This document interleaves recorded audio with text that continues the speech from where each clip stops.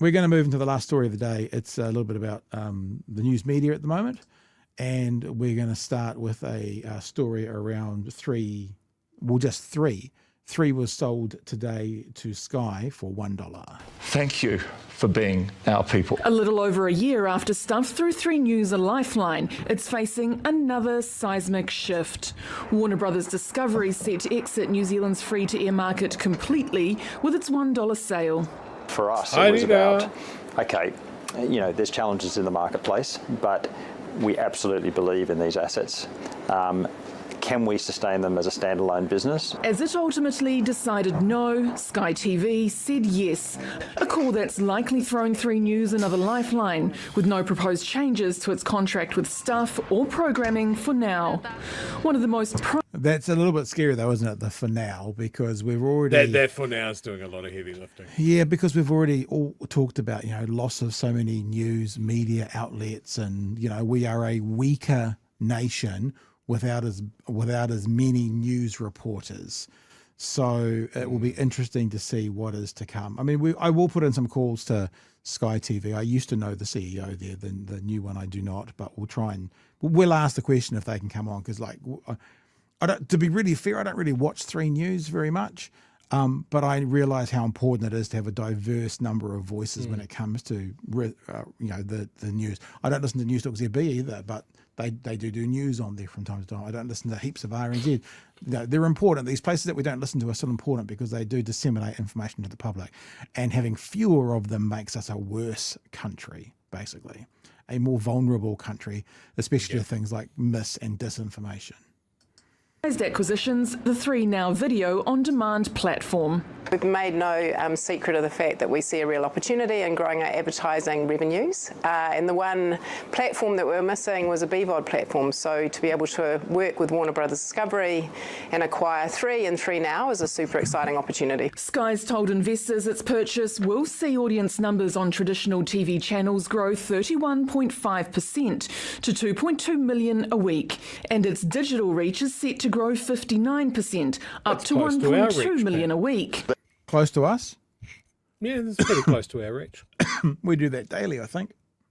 A bigger combined audience is going to give it more purchasing power. Especially for sporting rights. There's an opportunity with the diversity of audience that this brings us to have that conversation with sport partners going forward. The Commerce Commission was advised of the sale but chose not to... I love sports. I actually don't love sports that much anymore. I don't watch it very much, but it's fun. I've ruined it for you. You've ruined it for me. You have turned me against sports. Intervene. The media's in such a poor state. Turning it down would have been problematic in a sense that Warner's probably were going to shut TV3. So in a way, this actually keeps competition in the market. And that puts the till now mostly pay TV provider in direct competition with the public broadcaster. In a statement, TVNZ acknowledged Sky's announcement, saying it does take an interest in market changes, but it had no comment to make. It'll be interesting to see whether Sky can actually bring some sustained profitability to TV3. The way we've structured this deal, we've been very disciplined. We have the runway that we need. With only $1 changing hands, its runway, she says, ensures a good takeoff. Corazon Miller, 1 News. I wonder if that literally happens. I wonder if they literally hand over $1. I was just thinking that whether there's a crisp handshake and someone flicks a very shiny $1 coin at somebody else. So there you go. I'm going to talk about, I'm going to show some Colbert shortly as well. But first of all, Chewie, TV3 or 3, it's a bizarre time because on one hand you kind of go, let's now see what these local guys can do. They should hopefully have more of a vested interest in the local product rather than the guys coming straight out of California, basically. But then again, the media landscape in this day and age is so hard and difficult to be profitable. And unfortunately, you need to be profitable to be able to pay salaries, etc. Well, just not lose money, you can break even. Can they do it? And maybe a model that's already got, because they own Prime TV as well, so now it'll be 3, 4. Is there still a Channel 4? Listen to me, that's literally how little I watch TV. But Prime TV, so they've probably got 3 or 4 free-to-air channels now through the acquisition of 3. Yeah, first of all, the positives. Anything that keeps Samantha Hayes on our screens is a net plus for the country. Anything that brings it into a closer control here in New Zealand, and it is Sky New Zealand, isn't it? Yeah. It's not UK. Because I mean, the other thing that flashed through my mind is how absolutely terrible Sky News is in Australia. Oh, you thought Rupert was getting his fingers on it, did you? Yeah. You always got to be worried about Rupert Murdoch's in the woodpile. But overall, I think this could be good. They needed an owner that was more engaged in the New Zealand market. Warner Discovery clearly was looking at the door the entire time, looking at their watch, waiting for their Uber to turn up so they could get the fuck out. Just wanted to do Millionaires Housewives all day, every day on 3. Yeah.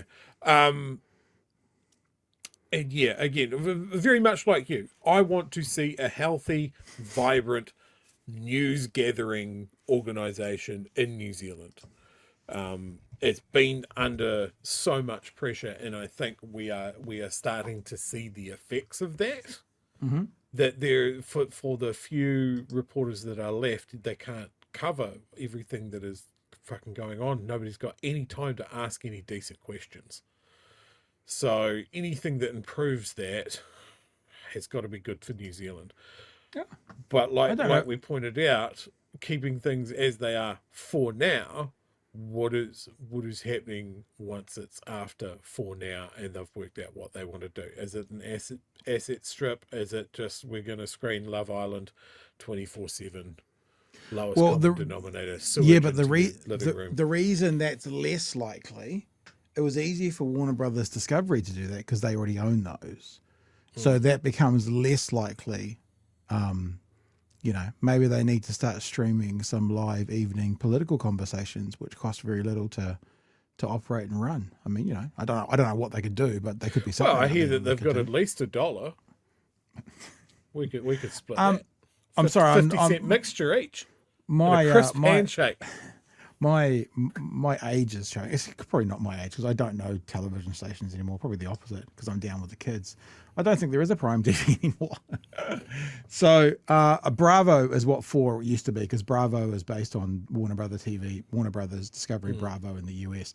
So they've bought 3 and they've bought Bravo, and I'm pretty sure Duke is TVNZ like it says. So maybe that's it. Is this the lesson that the networks need to learn? Like, because it was this whole thing of like different TV channels back before the internet. Children, gather round, let Uncle Chewie tell your story. Look, it was exciting when there was a new TV channel, and you had to, when the ads come on, you jump to another channel, and hopefully you don't hit an ad break. But as was rightly pointed out in that article, the digital platform is the most important thing now. Yeah, true. Internet connected TVs and playing the app. And look, TVNZ's app is decent. It's got some decent content on it. 3's is pretty good as well. This is the platform that they've been building. The work has been done. Now you just got to fill it up full of content. Well, and it's really good because the one thing that they've added, and when I say recently, probably it means in the last 5 years, is also the live TV. So people don't even need any more to have aerials. They've got an internet TV because they can literally watch, live TV by clicking the live TV tab and flicking through the channels, like you would in any other. Oh, Eden, there you go. Eden's part of 3 as well. Oh, unless this has got all of them. Oh my gosh, there's lots there. Oh, CNN. What's happening on CNN? Maybe get some breaking news from CNN. What's happening on CNN? Well, watch live. CNN. That'll get us taken down. No. Very important point of clarification about the old days as well. If there was channel hopping to be done in the ad breaks, only the man would do it. Yeah, from his lazy boy chair. The women were not allowed to handle the TV remote. The woman would be, would you like a cup of tea, love? That was womanly. They were on tea making and child rearing, and Dad would be changing the channel like this. Okay, that's how it used to work in those days. I'm interested actually to see what they do. I would, obviously it comes down to cost, but is there a chance for them to kind of go full on the other way and actually go, let's drive money into local product? TVNZ 7 is the last time we've ever really seen that sort of thing happen. That must have been under Auntie Helen, I'm guessing, all those years ago. Really was sort of a public broadcaster. Is there a way to really make it like radio in this day and age, they're actually talking about hyper local is the way to go. Actually do a radio station that for years. Actually do Like, a radio station to your neighborhood. Is there a way of making a hyper local television station, but it would be New Zealand? And is that the way forward? Don't know. Have we got enough of an industry to do stuff cheap enough but good looking enough for people to watch? Stop it. That's always been the thing. Like, but I think people would watch kind of janky shit as long as it was telling local stories for local sensibilities and stuff like that. Like, yeah. Hopefully it's all good things. I think is the too long did not read of what we're trying to say here. The other thing, Chewie, that you wanted to talk about was Colbert. Now, I hate this kind of bullshit. Colbert did the Colbert Report. That was groundbreaking television. Amazing. That was generational TV. And he's moved over to do this, and he's done very well. And it's the number one thing. But even in this, I'm going to show you a little bit of his monologue from his latest show, and it's just so cheesy. It does still raise a very big question about America, which is who is bowing the knee to Donald Trump for the sake of their finances versus who is doing, and whether it's a university doing a settlement or CBS for 60 Minutes. Let's have a listen to a little bit of his opening show. And now for the next 10 months, the gloves are off. I can finally. Yeah. I just hate all the screaming. That sentence wasn't worth that response. I mean, Stephen Colbert, I will always love you, especially for the Colbert Report, but this is American, niche America cringe factor, just the screaming people because you say anything. I can finally speak unvarnished truth to power and say what I really think about Donald Trump, starting right now.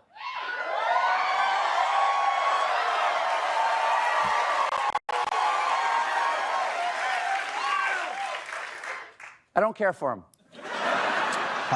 Hilarious. That goes on for a bit, though. We'll play you the last little bit because he does talk about the actual money and what's happened. Now, for background, if someone doesn't know, CBS paid out $16 million to Donald Trump for a story that was edited on 60 Minutes. Completely fairly. They never would have lost the case, but they wanted it to go away, so they paid him $16 million. That's relevant because he does mention it in a joke. Over the weekend, somebody at CBS followed up their gracious press release with a gracious anonymous leak saying they pulled the plug on our show because of losses pegged between $40 million and $50 million a year. 40 million's a big number. I could see us losing $24 million, but where would Paramount have possibly spent the other $16 million? Oh, yeah. I like that. Good joke. I'll call you like that. Still, that's still a lot of money. I mean, where does the Late Show rank? Jim, what other companies lost that kind of money last year? Red Lobster? Damn it, I told them we should stop offering the audience unlimited shrimp. Maya, take it away. Goes on, and this big out is telling Donald Trump, "Fuck you." That's the big heavy out. Unrelated story.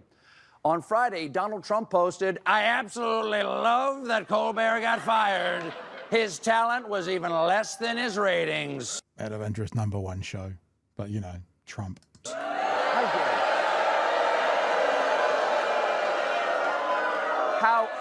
How dare you, sir? Would an untalented man be able to compose the following satirical witticism? Go yourself. Anyway.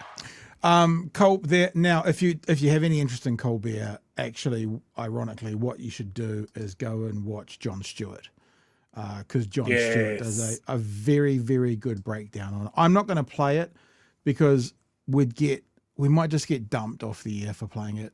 We probably wouldn't, but I can't be asked going through that this weekend. A very, very, very good write-up, and he talks about CBS, who also owns The Daily Show, owns Comedy Central. So, you know, he's talking about his thing. And this is the CBS thing he's talking about. And it was lovely at the end. If any of you guys are Daily Show